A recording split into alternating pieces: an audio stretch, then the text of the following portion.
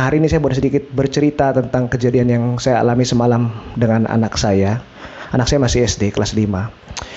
Anak-anak SD zaman sekarang ini kok kalau ngomong lebih kritis ya, kayak lebih tajam gitu loh. Jika dibandingkan dengan saya zaman SD kok beda gitu loh. Entah kenapa ya. Mungkin karena sistem pendidikan mereka sekarang jauh lebih baik. Mungkin juga faktor gizi atau juga faktor keterbukaan ya. Maksudnya saya sama istri saya itu biasakan diri untuk selalu mendengar apapun yang diceritakan sama anak-anak gitu.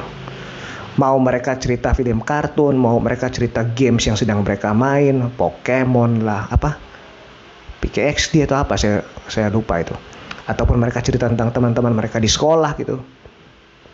Itu semua kita dengerin secara serius.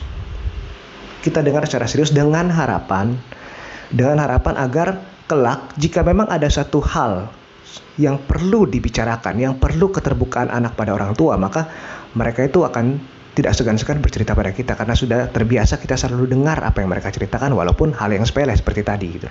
Nah, kembali lagi ke cerita saya yang tadi. Jadi ini bermula gara-gara saya upload video beberapa waktu yang lalu.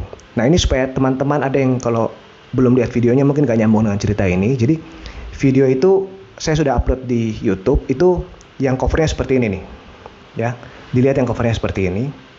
Oke. Nah, di dalam video itu ada kata-kata saya atau ada cerita saya yang seperti ini. Sampai di Singapura operasi, mungkin karena yang kuasa tidak berkenan, hasil operasinya tidak berhasil, jelek. Dari cerita itu, anak saya nanya, "Pak, jadi gara-gara dokter itu operasi papa nggak perfect, operasi papa hasilnya nggak bagus, akhirnya papa mesti operasi ulang di Surabaya." Iya, karena papa operasi ulang, papa harus istirahat lebih lama. Iya, papa jadi harus bed rest lebih lama 6 bulan. Sehingga tunda sekolah setahun, gak bisa lanjut kan sakit gitu loh. Oh gitu. Papa jengkel gak sama dokternya? Lah waktu itu papa jengkel lah, masa gak jengkel, operasi sampai berapa kali gitu loh. Papa pernah kepikiran gak kalau misalnya papa ketemu sama dokternya sekarang mau diapain? Saya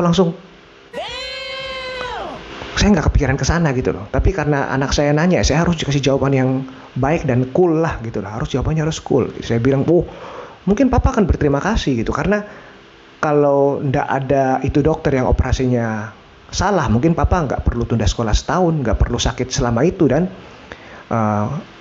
dengan demikian papa nggak bisa ketemu mamamu dan nggak ketemu kalian, nggak bisa dapat kalian gitu loh.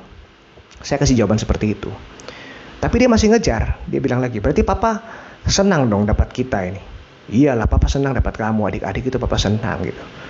Jadi pak, kalau misalnya kayak di Doraemon gitu, ada mesin waktu gitu, masuk dalam laci terus keluar lagi di zaman waktu papa belum sakit, terus papa dikasih pilihan gitu loh. Boleh pilih sakit atau tidak. Kalau misalnya nggak sakit ya sudah nggak sakit. Tapi kalau mau ketemu kita lagi, mau ketemu mama, mau ketemu aku sama adik-adik, papa harus jalanin lagi sakitnya gitu loh. Ya jalanin lagi sakit beneran, bukan cuma cerita doang katanya gitu.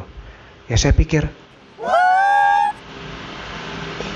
kok bisa pikir ke situ gitu loh? Saya nggak pernah pikir ke situ gitu loh.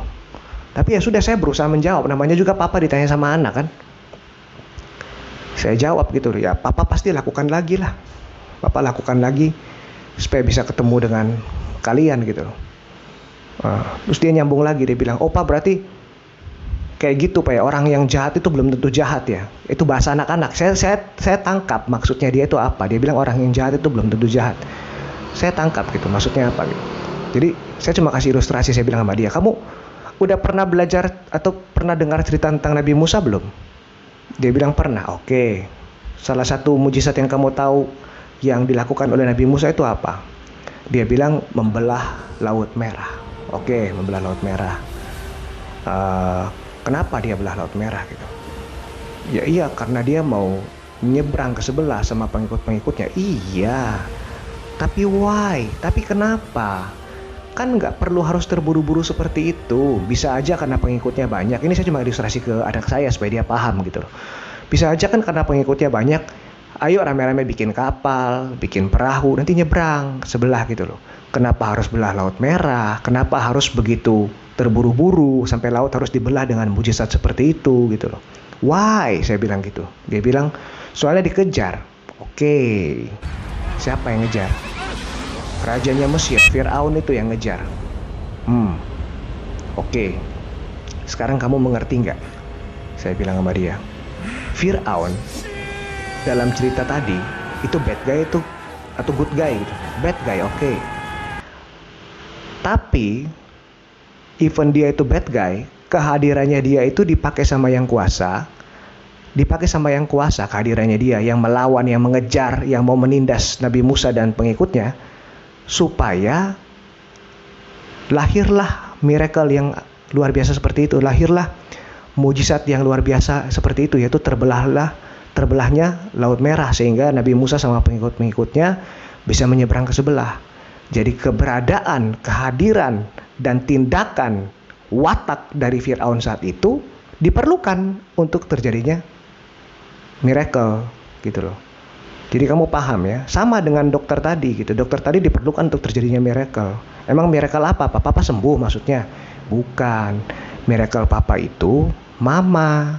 Miracle papa itu kalian. Karena melalui ketemu dengan dokter itu, akhirnya papa dapat miracle, yaitu kenalan sama mama. Dari kenal sama mama dapat kalian gitu. Jadi teman-teman, itu tadi cerita saya dengan anak-anak saya. Tapi poin yang bisa kita petik, kita tidak pernah tahu kita bertemu dengan seseorang, kesan yang dia berikan, baik itu hal positif maupun hal yang tidak enak, hal yang manis maupun pahit. Kita tidak tahu bahwa mungkin saja gitu, pertemuan kita sama mereka kalau tidak pernah terjadi, maka hidup kita akan berbeda. Hidup kita tidak akan seperti sekarang ini jika kita tidak pernah bertemu dengan orang yang mungkin saat itu memberikan kita pengalaman yang tidak baik, pengalaman yang kurang baik. Sama seperti yang saya rasakan, pengalaman sama dokter itu dulu pengalaman yang tidak enak, tapi dengan bertemu dengan dia, saya bisa mendapatkan miracle yang sangat saya syukuri sampai sekarang. Oke? Sampai di sini dulu video singkat kita hari ini. Semoga bermanfaat teman-teman, dan I hope we all have an amazing and fantastic day.